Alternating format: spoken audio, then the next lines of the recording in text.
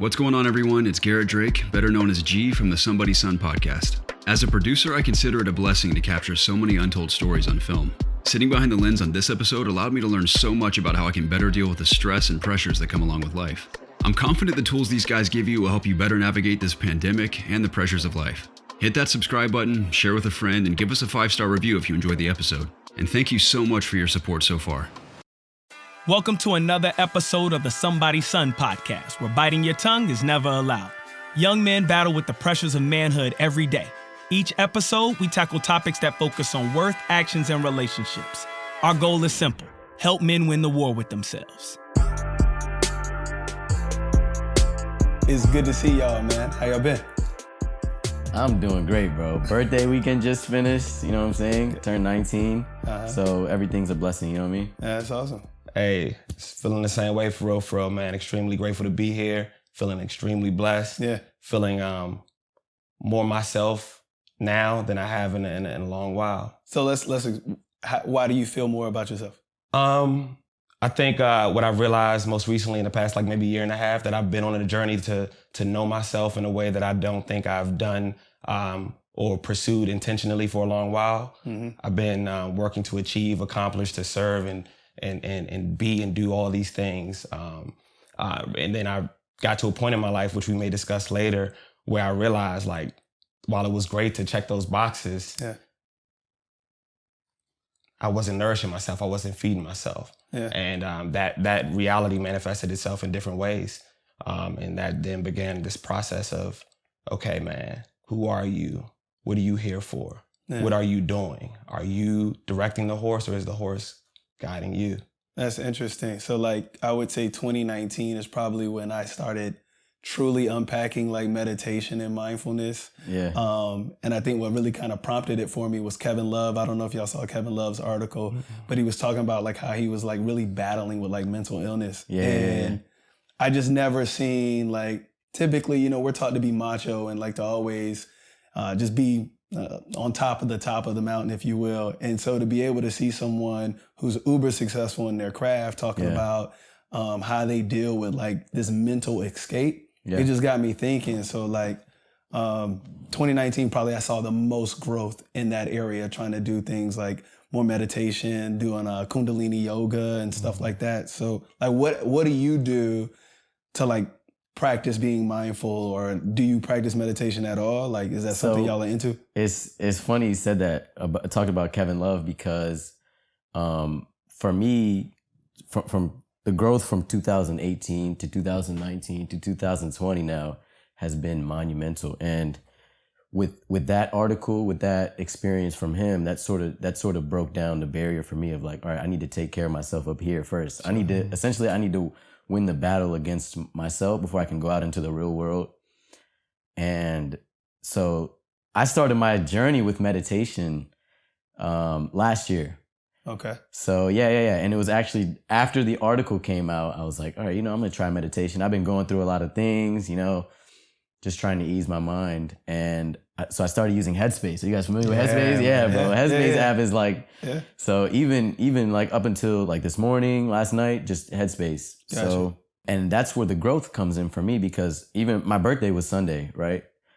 And one of the things I made sure to do was, I looked back on the last year from 2019 to 2020, and I just reflected on my life. And like you were saying, like, I feel more of like a whole person now than I did before. And I can directly attribute that to just like reflecting. Okay. And Headspace, not just Headspace, but meditation in general, that allows me the time to like clear my head and do all these different things. And you mentioned like yoga. I haven't gone that deep into mindfulness yet, but for the first couple chapters of my mindfulness book, it's a well-written story as of right now. I got you. Yeah. Do y'all find yourself like setting time aside for you to like meditate, or is it something that you think you could just do informal, impromptu, whenever?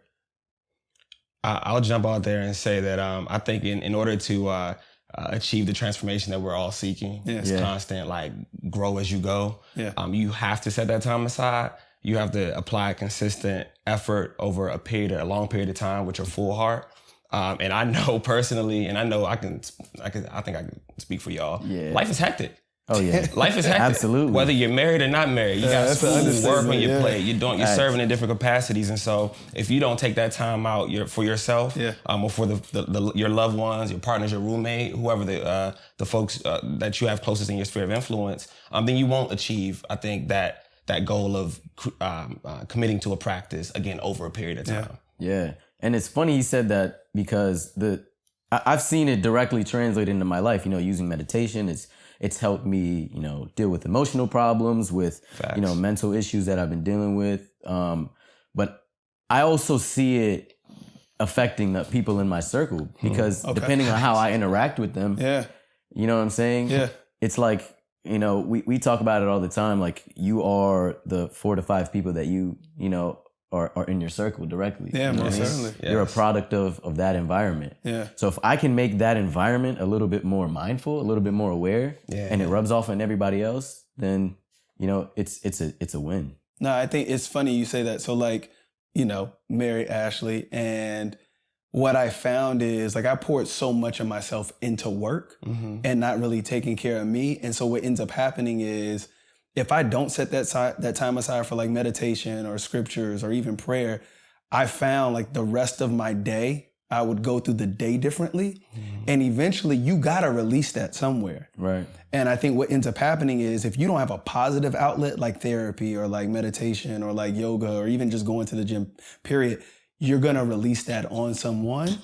And right, the last person you want to release that on is like your partner in crime, like your spouse or your significant other. And so for me, it really took her telling me that, look, you're kinder when you're doing, making time to go do like meditation or going to the gym. Like she could tell like my own routine was off or like my mood was off if I didn't set time aside to do that. So I think you're spot on. I think you have to be intentional.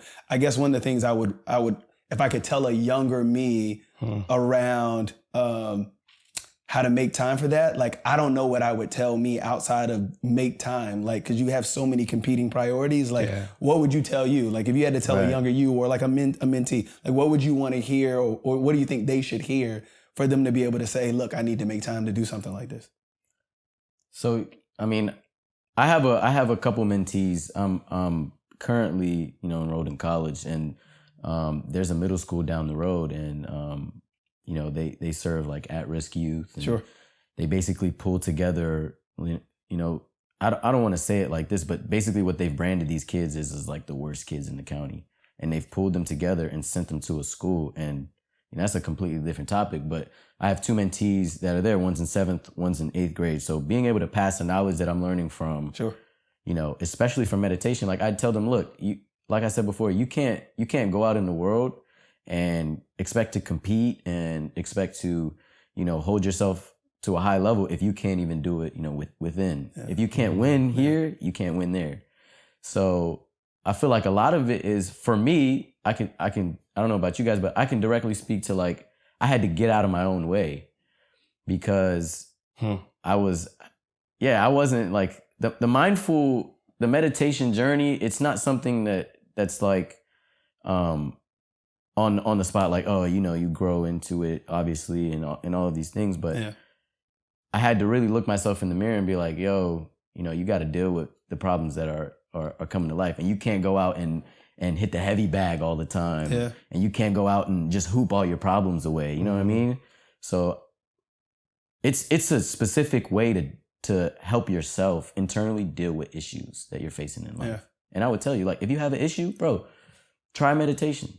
I tell people all the time, I give the recommendation. Have you tried meditation? No, you should give it a try. Yeah. Because even for my outlook, my perspective on life is like wider now. Yeah.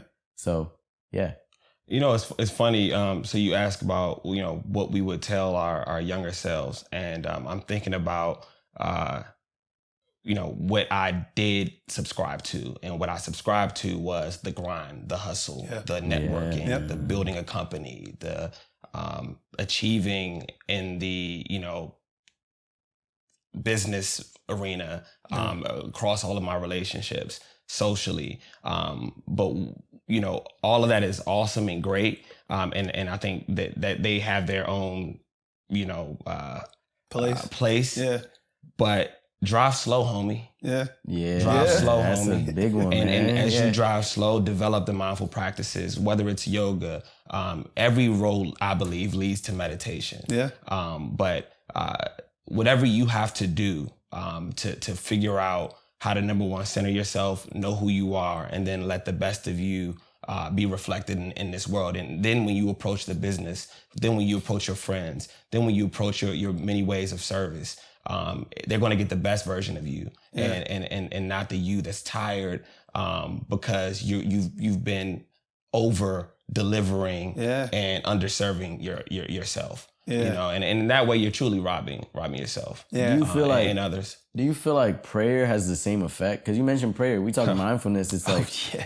if it does it have the same effect? Oh, dude, yeah. So like, I think a lot of this is just the act of releasing alone. You see some folks get into, I know, Chris, you're into breathing exercises. Like, I think just the idea of releasing what's on the inside out, dude, it's so therapeutic. And I think for me, prayers do that. Like, just telling my creator, like, this is what I think a lot of times I focus less on the problem and more on, hey, this is how I'm feeling.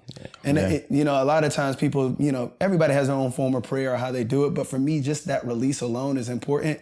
I think was more, particularly you see this in the African-American, household, so the Black homes, right? Yeah. My mom was so focused on preparing me for the outside world that I don't know if I was prepared to like win on the inside. Yeah. You get what I'm saying? Like I was so Big focused time. on like, make sure you do this in school. Make sure you build this network. You kind of talked about the same lines, like the grind. Make sure you get the right brands on your resume. Make sure you get the right exposure. That I was prepared to face war on the outside, but I was not prepared to win the war with myself at all. Yeah. And so like I struggled with that. And so like, I think over time, I'm 33 now, so I got some years of experience, not much. The more I live, the more I realize how much I don't know. Yeah. But like trying to find ways to win that war on the inside. Like when I don't feel like going or when you're struggling with like, I typically serve as the encourager for most of my friend groups. Like, but who encourages the encourager? Right. Like, and where does that person go to like get some form of recharge or refreshness? You know what I mean? So that for me, scripture does that for me. Yeah. Meditation does that for me. Yoga has started to serve that place for me. And so that's how I kind of deal with it. But I try to share that with my younger brothers, respectively, so they don't have to essentially learn it the hard way, the way I had to. So. I love that. I love that a lot. I mean, plus one to everything you said. And the only thing that I'll add at the end of that beautiful statement is that my family and I end our prayers with this. Let the words of my mouth and the meditation of my heart be accepted in thy sight. Oh Lord, you are my strength and my redeemer. And we've said that for so long and so many years, it just became habit. It's a beautiful thing to say, especially in union. Yeah. But when you really think about what that is and what you're actually saying, let the words of my mouth, let the meditation of my heart be accepted in thy sight. Prayer writes your heart. Prayer exacts your words in ways that you aren't consciously doing day to day in the midst of work, in the midst of your relationships. Yeah. And so when you're praying, you're intentionally going before God, asking for something, thanking God for something. And I think that's sometimes the most beautiful space that any of us can be in a given day. And the more of it you do, I think the more you get to a place where you become more aligned, and again, are able to reflect your most high self because you're allowing God to use you and fill you to the world. So I love that you said that, man, especially around what we were prepared to do, but what we weren't prepared for. Yeah, you don't know what you're not prepared for until it's time to like face it, right? Man, what? Honestly, man, I think that's a great segue into me, sharing my personal journey on this context. So jump in, bro. All right. We talked a lot about how we've spent our time for you and I, 10, 12 years outside of the home, what we've been focused on, what we've been attempting to do, what we've been trying to achieve. And while in many ways we've been very successful, in other ways we've struggled and we've lacked. And I think that manifests itself in different ways. You shared how it affected your relationship. Yeah. For me, what I learned and I realized, and I was ashamed, man. I'm telling you, this journey of mindfulness and conscious living, it exposes you in ways that you may not be comfortable with. Yeah. But it takes you to another level. Facts. Another Absolutely. level. Yeah. What I realized is I became a great actor over time. I became a great actor. And while I had amazing relationships and the work that I've been able to do, to achieve for the greater purposes of my company or the companies that I've worked in has been all awesome, real, and authentic. But am I not taking care of myself? Am I not being in a place where I've allowed myself to truly be, vulnerable and honest with the folks around me? I again became an actor, and what I mean by that is, about a year and a half ago, I'm preparing for marriage, right? The wedding. I've been preparing for marriage for a long time, and it was a beautiful journey. 3 days before our wedding, I found myself in the hospital. And I ended up there because I was exhibiting symptoms of what they thought was like a heart attack. Yeah, it was crazy.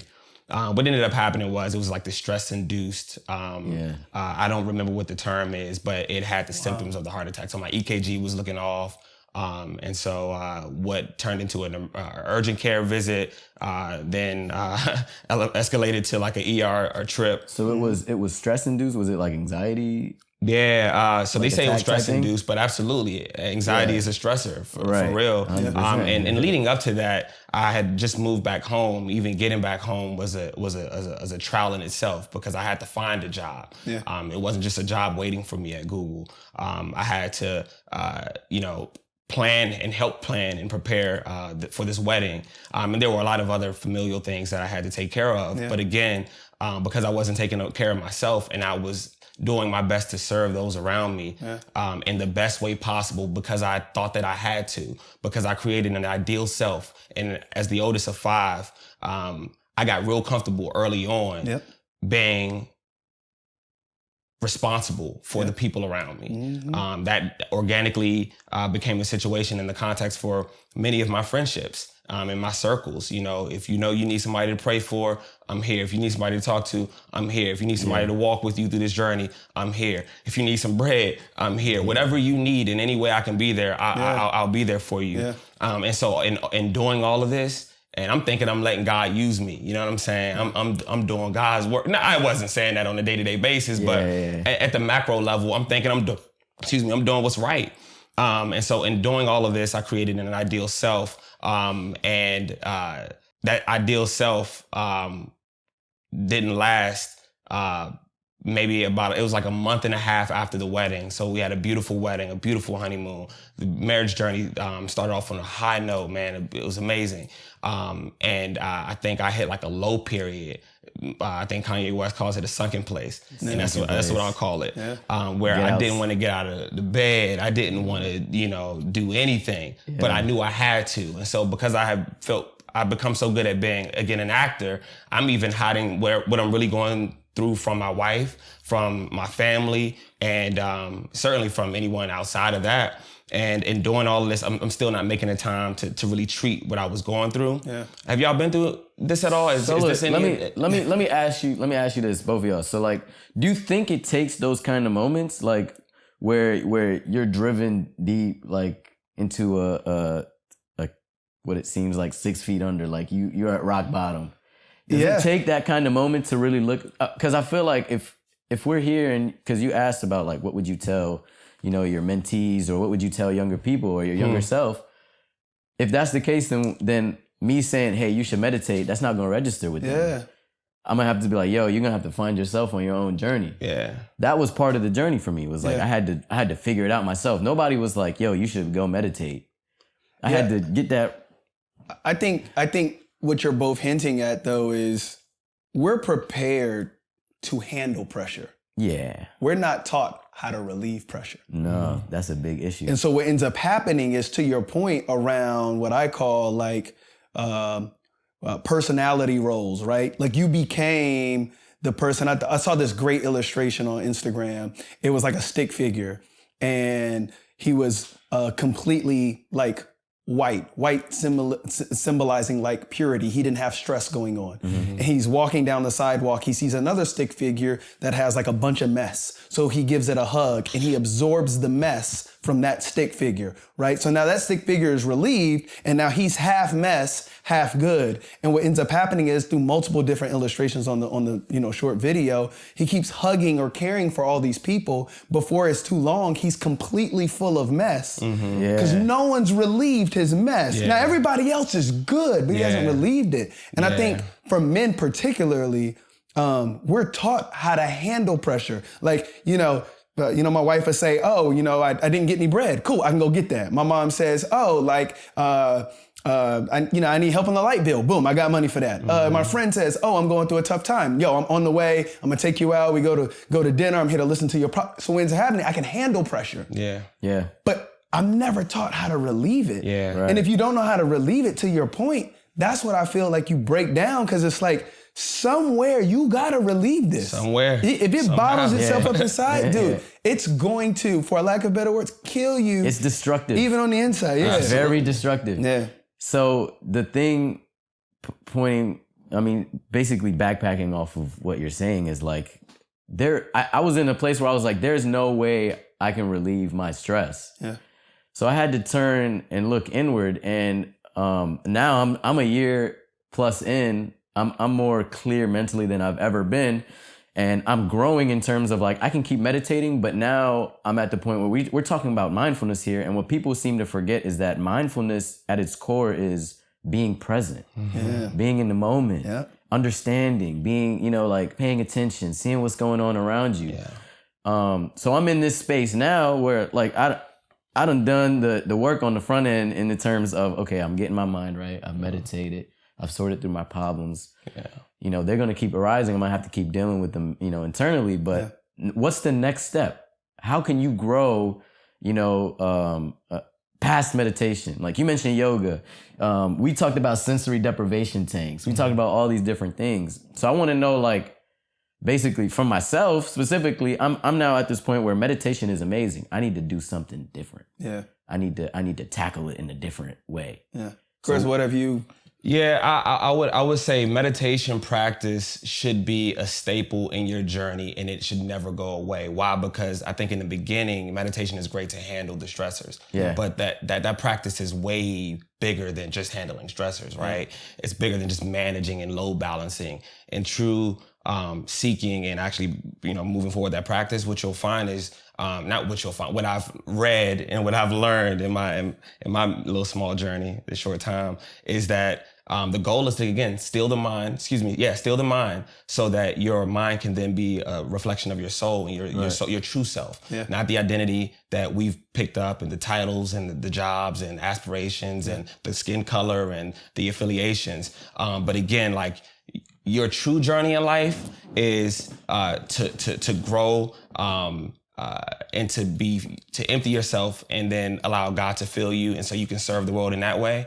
And so while I appreciate you saying like, all right, what's next? I say, what do you add to, or how do you even deepen your meditation practice? And I love that you brought up the fact that mindful living is conscious and aware living, being aware of the moments. How am I impacting the people around me?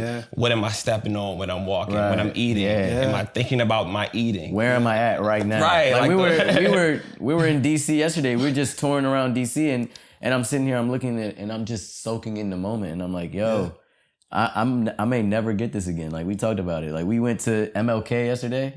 And I'm DC, like I'm familiar, very familiar with this area. We went to MLK yesterday and there was nobody there.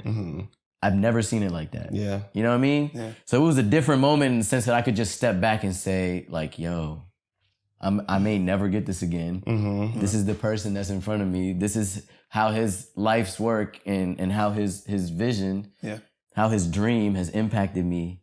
And meditation has helped me with that. But I also feel like in terms of, I agree with what you're saying. Like, I should not stop meditating. I would not suggest also anybody like stop meditating. Yeah.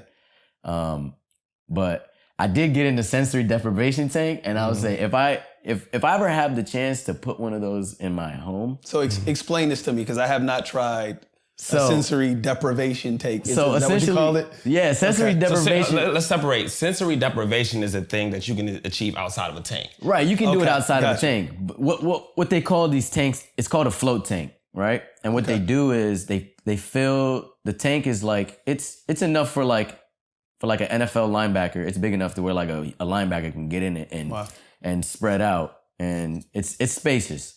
So they got them in spas like everywhere. So you can literally probably go down the road and they'll have it here. Okay. Yeah. So the thing about the float tank is it's a method of, sensory deprivation. So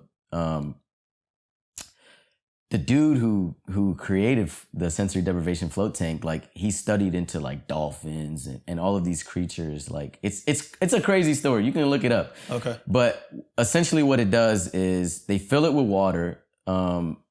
It's like, what, a foot maybe, right? You've been in one. Yeah. It's like a foot. Yeah. Just enough water for you to float in it. Just enough to float in it, but they put so much Epsom salt in it, like 1,000 pounds, some crazy, like some crazy number of Epsom salt. And what does it feel like? Like, what is it? So the water is heated to the exact temperature of your body. So when you get in, it feels like nothing. Like, it feels as if you're floating on a cloud. Yeah. It's like your mind. Yeah. It's like they took your brain out of your head and they just put it in the water. Like, you can still think, but you can't see because the tank is completely dark, right? Mm-hmm.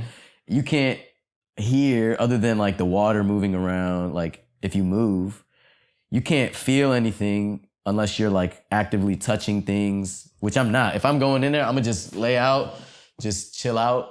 And so they take away like all of your senses basically.